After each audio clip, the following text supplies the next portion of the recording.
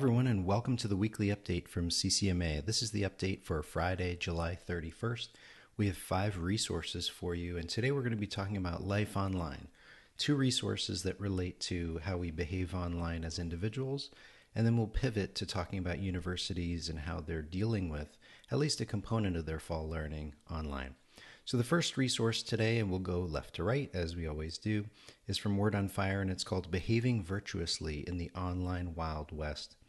It's written by a Sister Teresa Alethea Noble, and she's really an expert when it comes to digital media. And so she gives some, I think, very practical suggestions as to how you can make sense out of the things you're reading online. Resource number 2 is a podcast called All Things Catholic with Dr. Edward Sri. It's called Why the Media We Consume Matters. And I think we can all agree on this day and age, it's hard to know what's truthful online. And so I think you'll find this podcast interesting.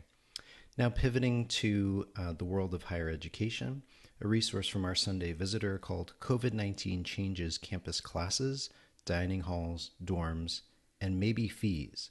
This is written by Carol Zimmerman, July 30th, and she talks about the perspective of a good number of Catholic universities and how they're planning to change how they do education as a result of COVID-19.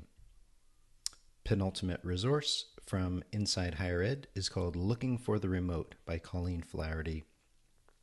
She writes this as a perspective from different states, in particular states that have been really hit quite severely by COVID-19.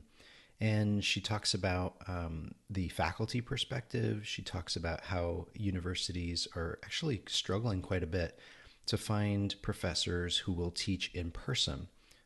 So it's really a provocative article. I think you'll find it helpful. Last but not least, a resource from CCMA. It's a podcast that we produced this past week from season 4, episode 11, and we interviewed their vice president for Franciscan life.